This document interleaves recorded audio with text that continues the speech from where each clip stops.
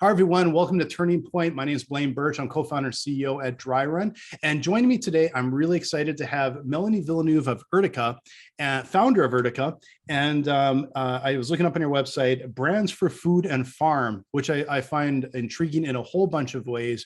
The biggest way just because it's a niche. But anyways, welcome to the show. Thanks for joining me. Thanks so much for having me today, Blaine.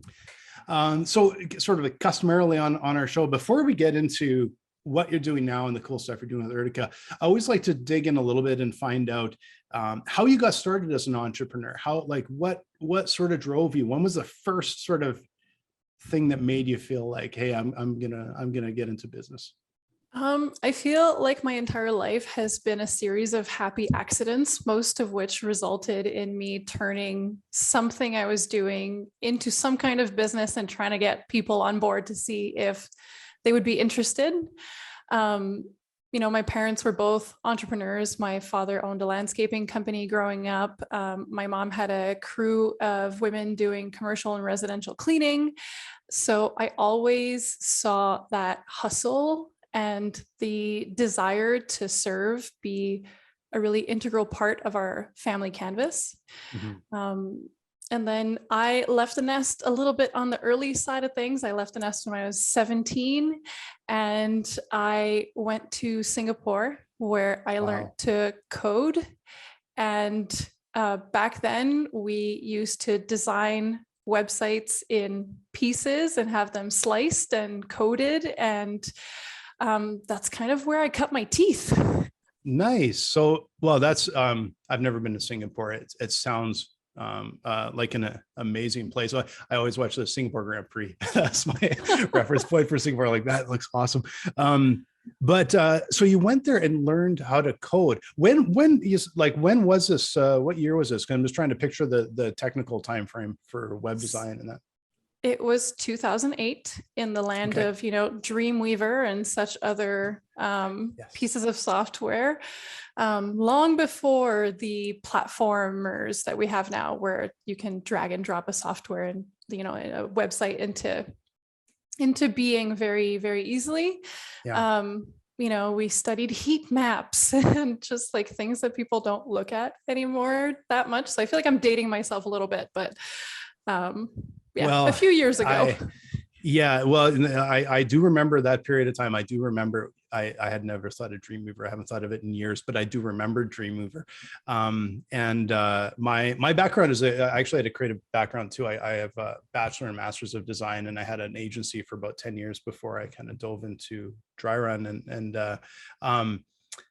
I remember all those, but I'll date myself even more because I think the first website I did while I was in university was like you were doing HTML in like a text editing program.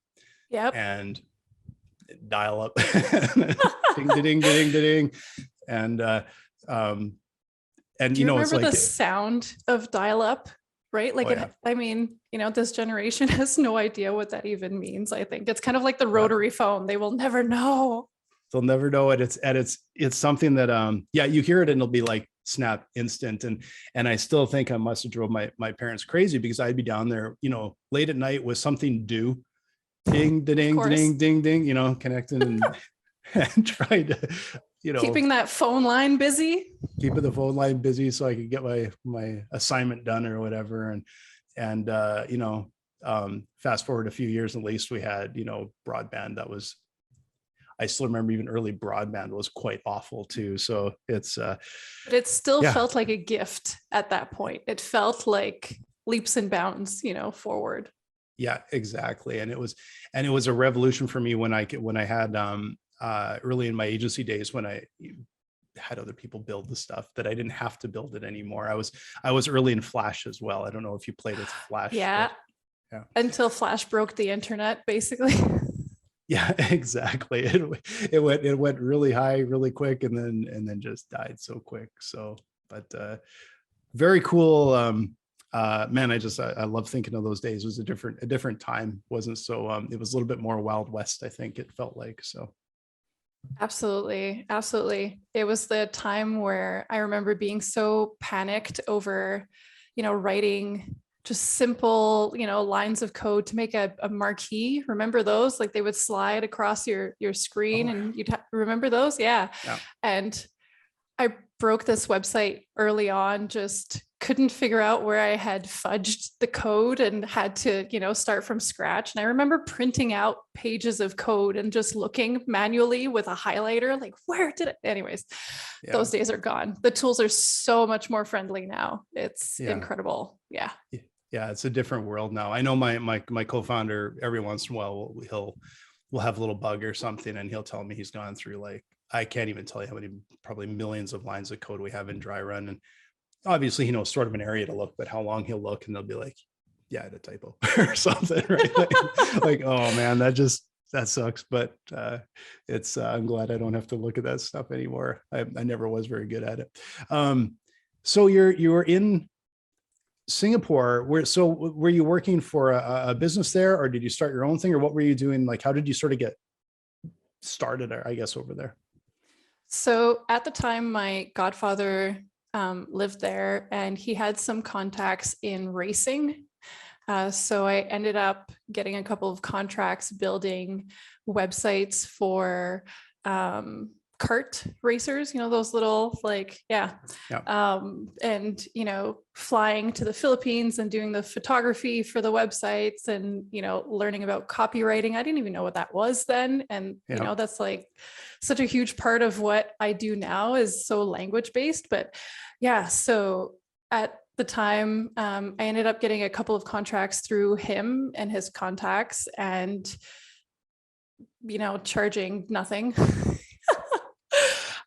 For them. But it was such a great learning experience, and it allowed me to realize that, like there's this whole thing now on the internet where people want to build these businesses so that they can travel and they can, these like lifestyle businesses. And there's a lot of rah around that. And it's really funny to me because looking back, I'm just this little Canadian from out east, and I did this thing where I built a small business in Singapore, and it sounds like something that if you would put it on Instagram or something like that these days, it would be like this, oh my goodness, like this whole, anyway, enter soapbox here, right? Yeah. But it's just kind of how life unfolded for me, it was just, it wasn't even like a life goal or any kind of crazy like that. Yeah. But like we're on episode 40 some here. I'm not even sure which one we're on right now. And it's amazing because I bet you all 40, some of them, the interesting thing about entrepreneurs is so often it's and it's felt the same as myself. You see opportunity and you just and it's not about like making money or making millions. It's like you see opportunity to do something interesting, to build something, and and get paid for it too, hopefully. And we all charged way too little at the start, and did way too many hours, and also misquoted. Yeah, I know, been through all of them. It's so interesting. It's like, yeah, that's just an entrepreneur. You see this opportunity and you go and you build something out of it. And it's such a familiar story that non-entrepreneurs, I think, sometimes must look at us and think, like, what are you doing? You're doing why? What? Yeah. Why would you do that? Cool.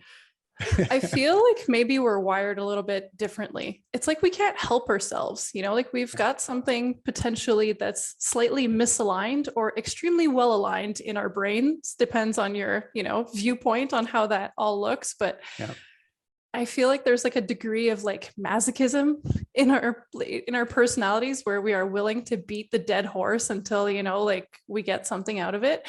Yeah. But a lot of the times it also leads to these incredible solutions, that didn't exist before or didn't get thought through in the way that, we do or something like that. But it's, I have lots of friends who are entrepreneurs. I bet you have too. And we just have this kind of tenacity to our personality where we just we'll bite down and we cannot let go. No, you go through a wall and up a hill and it's just, that's just, you don't even think about it. There's no quit. But there can't be, if there was quit, um, it's so hard to get over that hump. You always hear that, it takes 5 years to build a business, and that's kind of a traditional business. Tech world, it can be longer and harder. They always talk about the 10-year overnight success and stuff. That's right. It takes a long time. And I remember back in sort of my agency days, from my very first client, when I had a laptop and got a little software off a buddy of mine, and trying to go like, let's done that. Yeah. Let's figure out how we do this and look professional, showing up to the client, and go home and actually did all the work on the laptop too. And then all of a sudden, probably about 5 years went by, and you look, and also it's like, oh man, I got much larger bills and much more responsibility and many mouths to feed, and a big office, and like I always tell people, I learned about finance in 2008, 2009, right around the time you were starting with the recession. It was such a lesson for us, right? And eventually led to sort of what Dryrun became, because it was trying to work our way through and figure all that stuff out. And it's just, you look back and go, like, one of the reasons you keep going is because, well, you don't have an alternative, right? Like, I mean, what are you going to do? Can't walk Blaine, away, between you and I tried putting together a resume in the past couple of years, just trying to look at what was out there outside of what I've been doing for 14 plus years now. And I was like, I don't think I'm hireable. No. I don't know a single entrepreneur that I know that's been in business for more than a few years that is. I like, how do you go work for somebody? So like this friend of mine, he always say, it's like, he goes, it's like we're dogs off a leash. You can't go back. And I'm like, yeah, it's really difficult. And, and I've had some friends who have exited out, a number of friends who have exited out of their businesses and selling their tech companies and that. And they always have to go work for the company for 2 or 3 years. And it's like, it's like they're counting the days on the calendar. Right? Like, it's like a jail cell with the little scratches on the wall, right? It's just like, okay, we've got another 5. Yeah. So painful. But I also see the like the challenges that entrepreneurs go through. There's always a little bit of that, oh man, like to just have a 9 to 5 and not have the weight of the world on your shoulders is that would be kind of nice too. So it's tough, right? I'm not sure I could sign up for that though. Yeah, that's exactly it. It's just such a different world. And so you're in Singapore. You had a business, like that was your sort of first taste of business. Honestly, I'm just like, that would be so cool. Just going, I love racing. Like I love car racing, love F1. I've, like watching even like the kart, like little kart races and stuff always looks totally, like, that whole world is so fun to me. So that sounds like a really cool experience. Where did you go from there? How long were you there kind of with this first business? So I was in Singapore just under a year. And then originally I'm from Montreal. So I eventually, packed up and went back to the real world. And I say this with, bunny air quotes or whatever, went back to the real world and, took some time to figure out what I wanted to do. I was still very young at the time, considering going back to, like college or university or something like that, and, kind of figuring myself out. And while I was doing that, I landed a gig in a commercial photography studio, setting up lights and chasing out after coffee and, like those types of things, doing the grunt jobs. And I ended up realizing that I really enjoy the storytelling component of photography, but I also quickly realized that high fashion and, those type of glossy magazine environments was really not my shtick. So I ended up turning around and starting just a small portrait studio on Saint Laurent Street, which is kind of like High Street in Montreal. Had my first subcontractor and thought I had like made it. And it was like this, it felt really good. And then my life began intertwining with some of the food communities in Montreal. And I ended up becoming a partner in a business where there was like a catering aspect to it, and they needed, like the branding and the photography and all of those things. So we ended up building out that business, and then I ended up exiting and moving to Alberta, which is where I am now. So there's been a few, of course, moments, like through that, a little bit of rockiness, a little bit of awesomeness. But that's sort of where I started developing this broader, not only skill set, but understanding of the kind of people that I wanted to work with, and the kind of people that I wanted to serve, and the kind of conversations that I wanted to be having, Yeah. That's such an important thing. And I know, like when I looked at your site and was talking about food and farm, and then I thought that's just so interesting. And that taking a niche, of course, is so important. But there's, like we talked about, there's always that like opportunity. You find an opportunity, recognize an opportunity. But the other side of it is you're also attracted to the opportunity, because you'll have like 100 opportunities out there, but it's going to be one that sort of fits. And like I remember in my agency days, a lot of things that we did were e-learning, online training, online educate, which just because that was, museum stuff, because it was just stuff we found really interesting. And we kind of gravitated towards that. And so how did this connection, tell me a little bit about the experience of that first stepping into that sort of food world in Montreal, because it sounds like a neat world. I don't know much about it, so I'm curious. So Montreal, I mean, the kind of joke that I like to say, or like the thing that we like to say in Montreal, is you can get any kind of food and it's going to be amazing at any time of day or night. Like in Montreal, there's just this huge food scene. It's super multicultural. It's really deeply ingrained in the social fabric in Montreal. Is like, you're always going out for a meal. You're meeting friends, you're going for a meal, you're bringing things to a picnic, you're going to the farmers markets, you're, doing those kinds of things. And, I'm trying to like think back of like those kind of first few moments where, this ex-partner came to me and said, I want to make like food to farm catering. And I was like, whoa, okay. Food to farm was like, or food to table was not a thing then, like it had not like started making it wasn't on every bookshelf. It wasn't in every paper. It wasn't the standard of these like bigger, larger Michelin star restaurants. Like it wasn't really a thing, or at least it wasn't talked about. And so I did, the market research for it and try to, understand like what the consumers want. I mean, organic wasn't even a thing then either, really. Free range eggs, like what was that? Like nobody knew. It wasn't like, there wasn't that vernacular around it.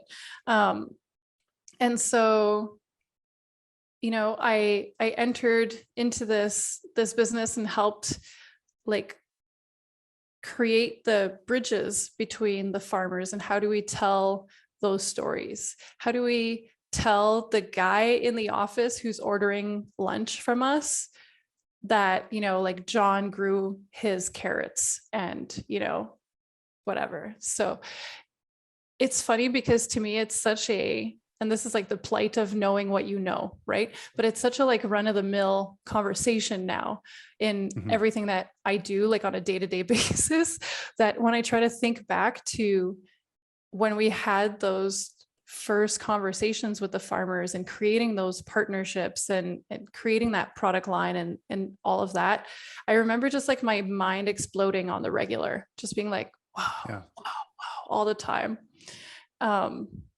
I'm not sure I answered your question at all there, Blaine.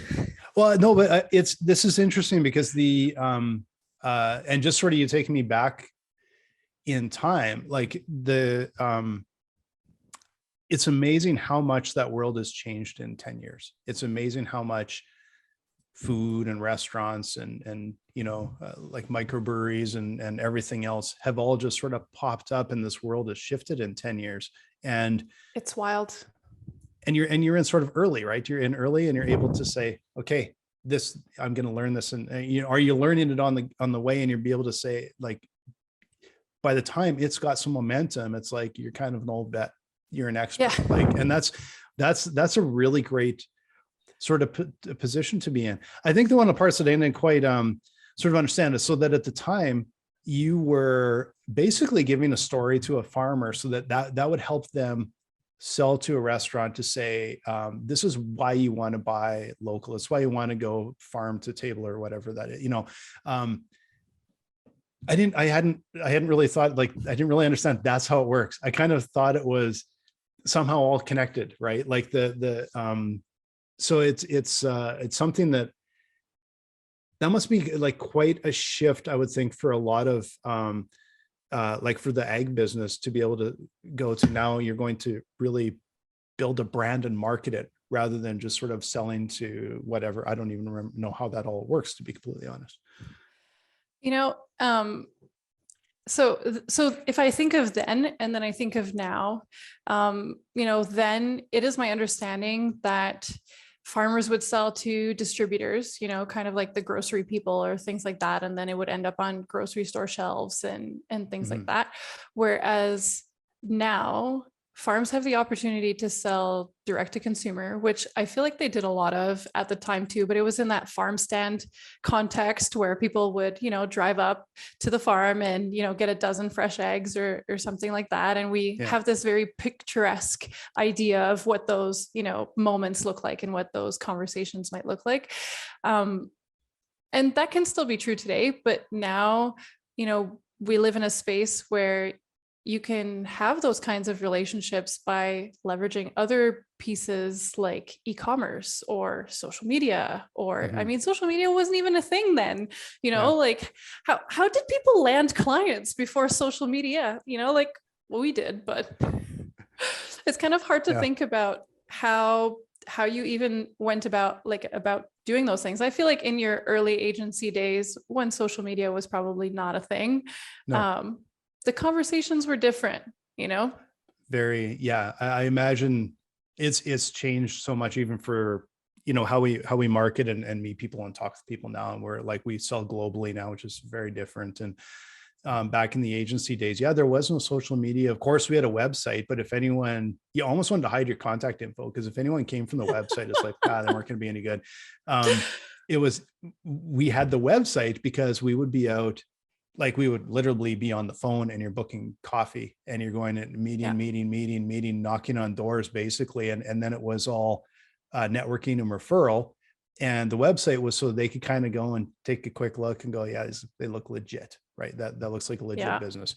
But there was no, like, I don't think by the time I sold that company, I don't think we had any social, I don't think we had an account on anything. I don't even know if anything was around when I sold it. So it blows my mind to even think about that now. Right.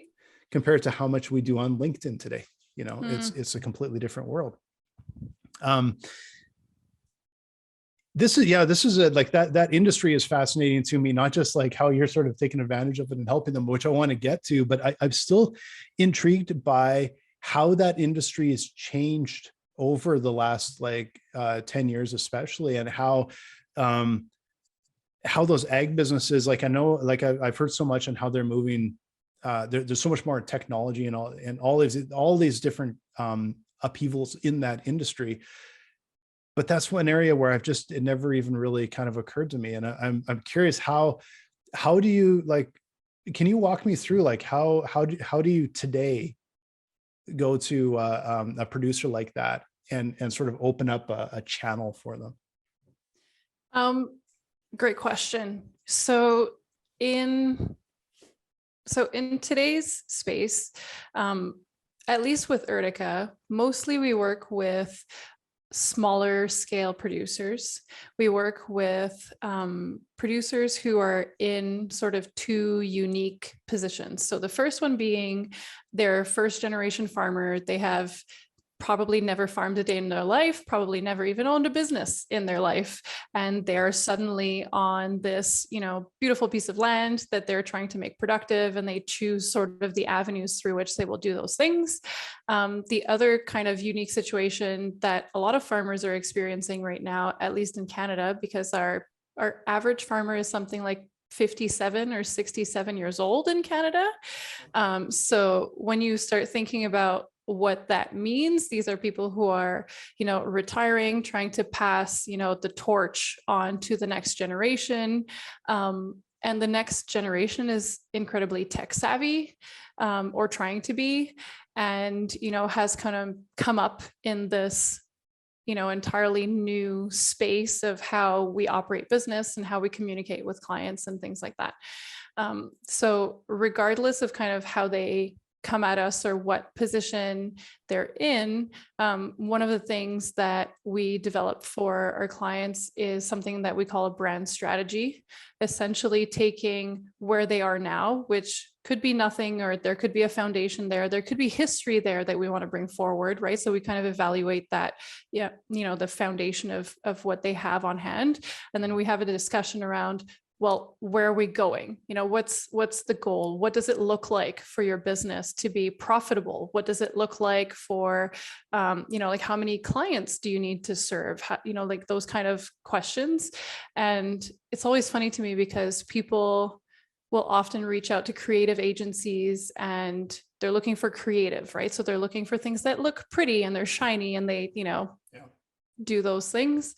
But for myself, because, since 2008, I have either been in a business, been launching a business, been helping somebody build a business or launch a business, or exiting a business. I've seen over and over again these sort of patterns of things that either connect really well and then the business takes off, or don't connect at all and the business just explodes onto itself. Mm-hmm. And even though we're positioned as a creative agency, for me, it's important that the creative serves the business. It's not just about kind of getting that aesthetic or, even the right language. At the end of the day, if it doesn't serve the farm or, the food business or anything like that, then we're not really doing our jobs. So we start by asking those questions, and then based on what their business goals are, then we create a strategy around what kind of avenues we can leverage with them. That could be e-commerce. It's become incredibly popular in the past 2 years, given all of that has happened in the world, allowing people to serve their customers in a slightly different way that doesn't require as many eye-to-eye handshake type moments. And I mean, it could look like a million different things, but I feel like in the past 2 years, e-commerce has been really centric to the type of conversations we've been having. It's amazing how different the world is in just like in these last couple of years. We have bags of coffee delivered directly to our door from the roaster now. Correct. Never would have done that. We have, we've had breweries drop off a box of beer like on our doorstep that we ordered, very specific, whatever, and it's straight from the brewery, no go between. And that's just feels like a very different world with all these little direct, no middleman sort of micro purchases. And I think some of it will start to go back a little bit the other way as people just are out and about. But I think there's a lot of habits and things that are so ingrained now, but it's also the benefits. Like you see, like it's so easy and it's so nice to be able to buy from this little producer or that little producer. And hopefully they made more money off of me because they didn't have to, have pay the middle guy. Yeah, that's right. Didn't have to pay the middle guy. Yeah. That's right. And I think as humans, one of the things that we search for is that connection, right? We want that eye-to-eye time. We want to know the people that we buy from by name. We're starting to be so very disconnected with the internet, which is the great connector who has disconnected us all.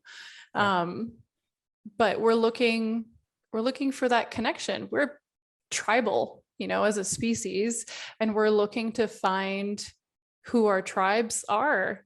And part of, what I do is just help people identify and hang out with their tribe, basically, you know? Well, and I think it's easy to get sort of hooked on that as well, because what I find is you get there's all sorts of benefits. You get to support local, you get to support a small business, you get to, and it's not even just local. Like if I like to support a small business or a micro business anywhere, because it's the same, Absolutely. it's entrepreneurs everywhere, right? Um, Yep. but I also find that I found that there tends to be, or from a lot of my experience a much higher level of quality and customer experience, customer support, and friendliness, and everything that all comes along with that. So it's, hey, I don't just get to help like support the small business.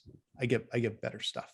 I get better everything. I get higher quality, whatever, goods, food, whatever it is, right? Whatever. Absolutely. And the level of care and attention to detail is usually immense in comparison to something that you might get that's just mass produced or, from a big box store.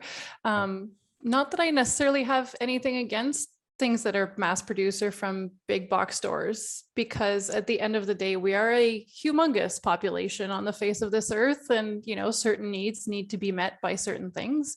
But I think that even, if we were to think through just a handful of purchases that we make every year and move those into these like micro businesses or smaller businesses, family owned businesses. We get our pizza from the local pizza guy because he's just cool, Yeah. and I like him, and yes, Domino's will deliver, but at the end of the day, like, this guy's always got a smile on his face when we walk into his store, and that's just why we buy from him, because he's a cool guy. Yeah, it's we tend to be the same way once we're kind of connected with something, and we've had really good experience with it. It's just, you just become repeat, and because you start to have that experience in those relationships, and I do think it's almost always better. Like, it's just the food and everything, the ingredients, everything I find are always better, or at least maybe the experience is so good that it elevates it even more. So you think it's so much better, but it's meaningful to have like you said, like you walk in, then that's the owner, and they're happy to see us, right? And that's a different experience. Absolutely. I think not to like divert our conversation too much here, but one of the pieces that I sort of skipped over, because I'm not entirely sure how I want to speak about it, but prior to Urtica being Urtica, so originally the agency was called Nourished. We ended up incorporating under a different name because we wanted to move it somewhere else in Canada, but that's not happening. We're staying where we are. But prior to that, I had a side hustle, as we all do for some reason, because we can't just run one business. That is not sufficiently complex for the entrepreneurial mind for some reason. No. I had another business that was called the Northern Table, where we direct source tea and herbal tea from directly from farms. And we did it, both here in Alberta and in British Columbia, and then across the pond in China and India.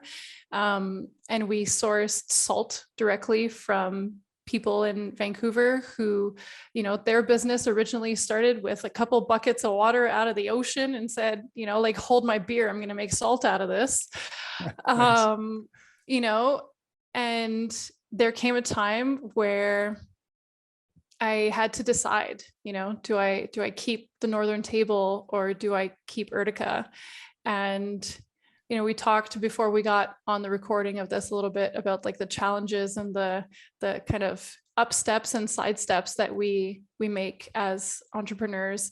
And I think that in recent history, making that decision for, my family and for my business and for the team that was growing on both sides, and, we have mouths to feed and such other things. Yeah. It was probably the most intense decision that at the end of the day, my health made for me, Yeah. And I feel like more and more we start talking in entrepreneurial circles more openly about things like burnout and mental health. But it was a really dark dark chapter of my life, that, you know, at the end of the day served a really good purpose, in the sense that, you know, owning and operating Urtica really tied me into the food community here in Alberta. You know, it was, in hindsight, an open door to any conversation around, you know, local food, around farming, around, you know, like those things. It got me into a lot of spaces that perhaps even had I just simply owned Urtica, I wouldn't have gotten into. You know, I ended up catering this incredible 5-course dinner, you know, close to Battle River, for some friends who came together. They're called a Prairie Farm Project, and they came together and they produce basically everything you might need on a table. They raise chickens and lambs and you know, beef and vegetables and flowers and you know, all manner of things. And we brought all of their food together in the beautiful context that was this evening. And those moments, you know, there is no undoing them. That's what, you know, built some of our relationships that, you know, I have brought in to Urtica. But it's so hard to choose, you know, sometimes between like a product that you really, really believe in and that was doing well, all things considered. You know, like there's no the spreadsheet said it should continue working, you know.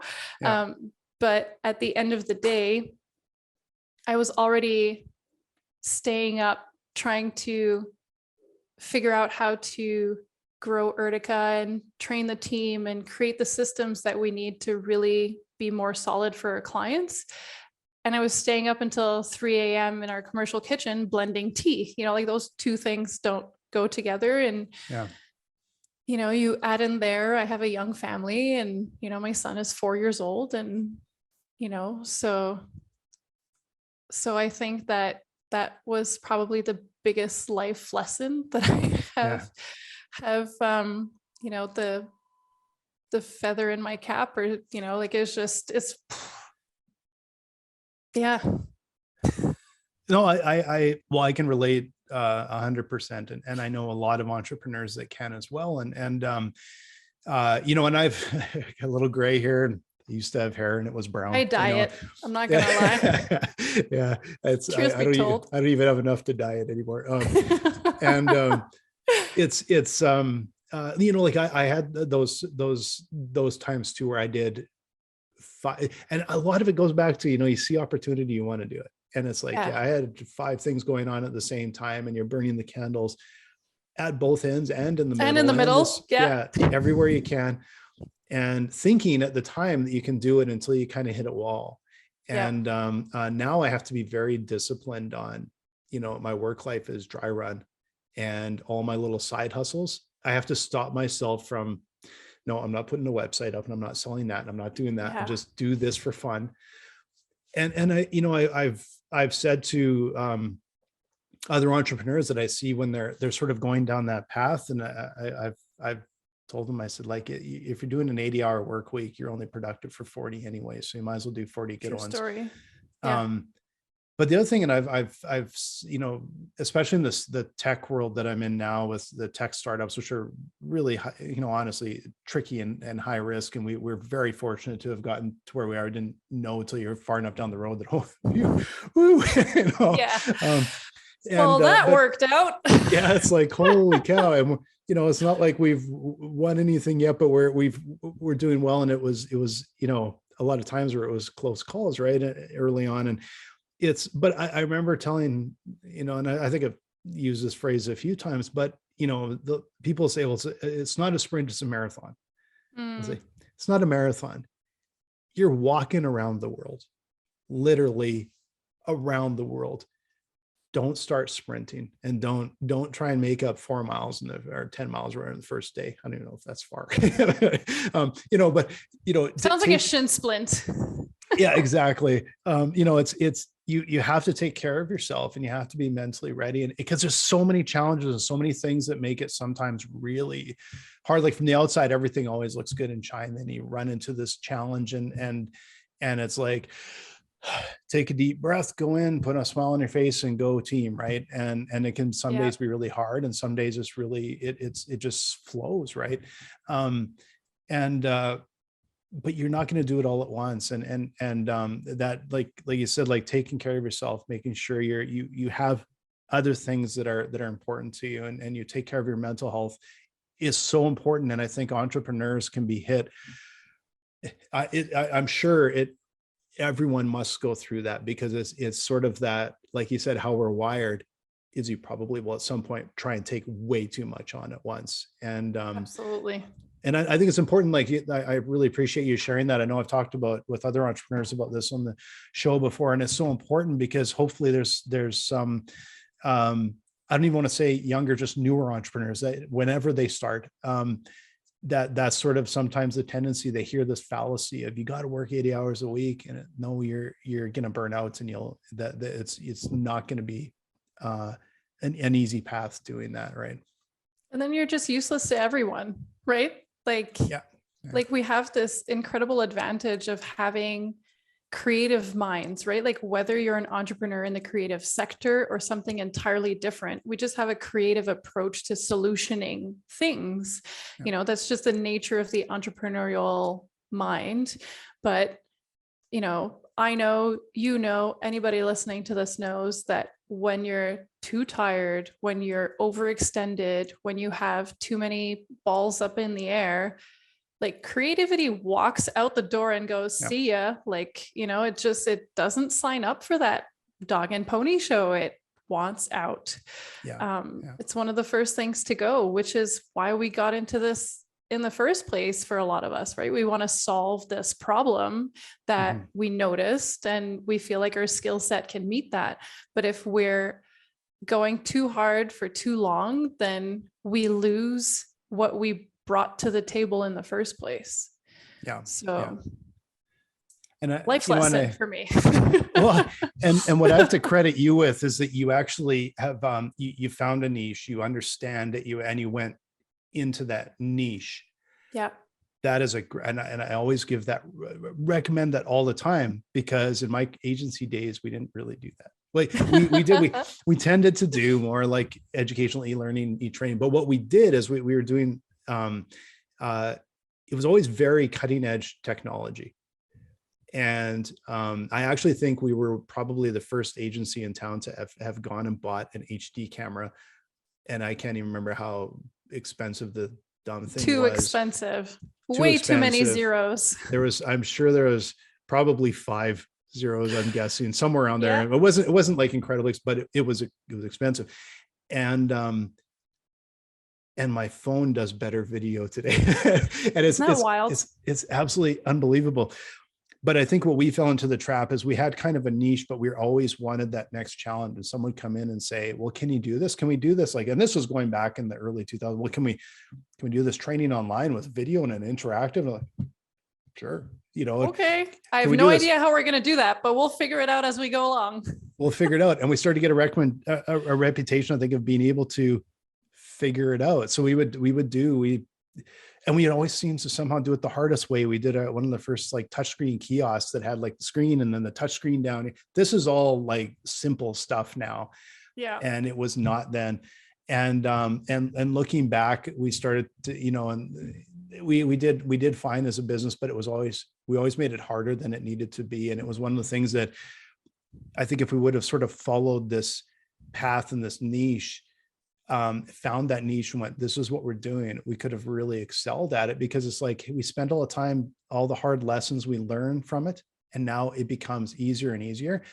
And we just kept doing something hard and then something new that was hard. And now it's kind of refreshing to wake up every day and it's like, we know what we're doing, we know who we serve, we know, like, and it's just easier in that sense, right? Mentally sort of easier in a lot of ways.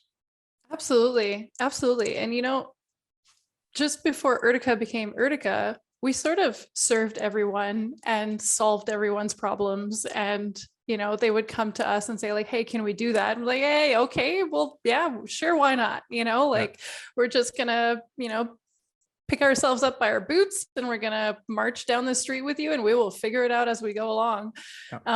But in closing the Northern Table, I asked myself, why did I start it in the first place? Like what was I trying to do really? Like what was the foundational goal of Urtica?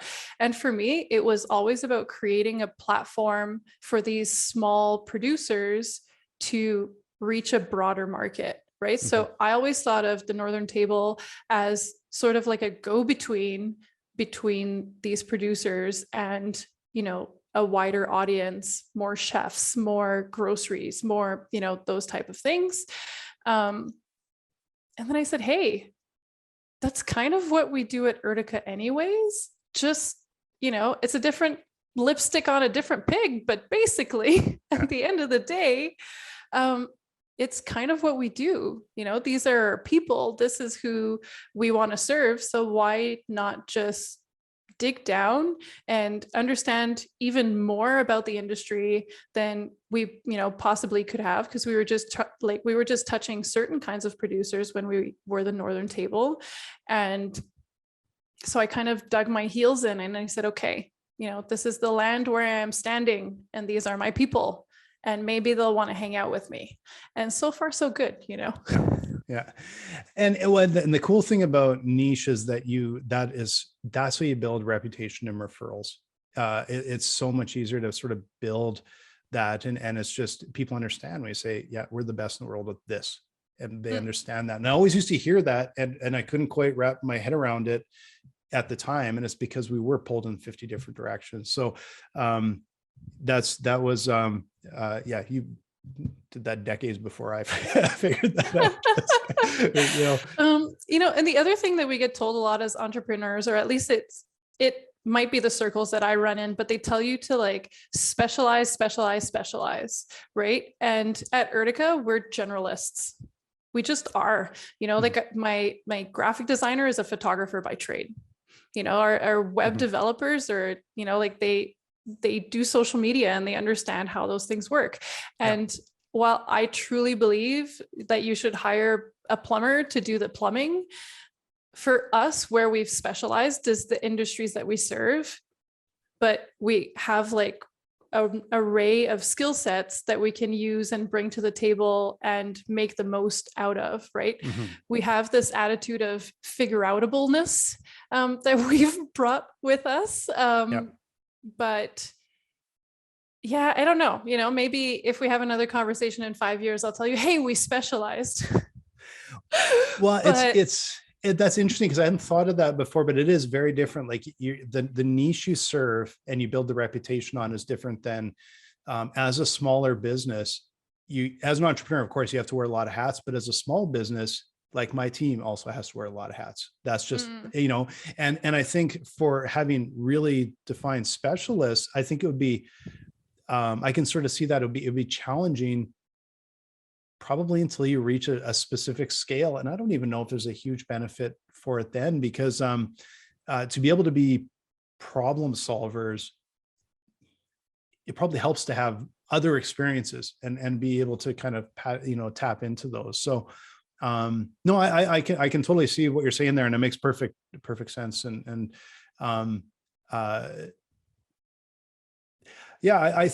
hadn't thought of it that way. The difference between like serving a niche, but also specializing. And I was always picturing as the niche, not as much, probably because I'm more of a generalist too. So I'm like, well, I'm not really that good at anything. I don't know. I'm good enough at a bunch of stuff, I guess. So jack of all trades, master of none. But apparently the rest of that is better than the master of one or something like that. Oh, okay. That's I'll have to look that up. That'll be on I was telling you about my other podcast, the Mike and Blaine. I always do a quote. So maybe we'll have to pull that quote out. So there you go. That could be your next one. So I just looked it up quickly here. It's jack of all trades, master of none, which is kind of the part that we know, but oftentimes better than a master of one. Oh, interesting. I'm going to dig that one out and I'm going to add that to our list because it'll be a fun topic to do as well. So it's Well, this has been a ton of fun, Melanie. I know if we keep talking, it'll be go past the hour and keep going here. Um, uh, but you guys, I know, are doing really cool stuff. Who should be contacting you, and how can they get hold of you if they want to talk with you? Absolutely. So, as I may have mentioned once or twice, food and farm business is really where we're at. But I also mentor through the forum. So it's an organization, a not-for-profit that supports women entrepreneurs. And so if you are of the gentler sex, I don't even know how to say that in a politically correct way in this day and age, but bear with me here. Yeah, food, farm, and women, that's usually kind of who we end up helping. And you can find us at urtica.ca. I answer all of my DMs on my personal Instagram. So you'll find me there kind of hanging out, and that's Mel of Urtica. And if you're looking for the agency, then it is We Are Urtica, because we believe in building longer tables, not higher walls. That's terrific. And the one thing I'll mention is that I think it's so important that that sort of mentoring aspect too. I would not be I still am part of the venture mentoring services at U of A. I have a team of mentors. My co-founders now in the program.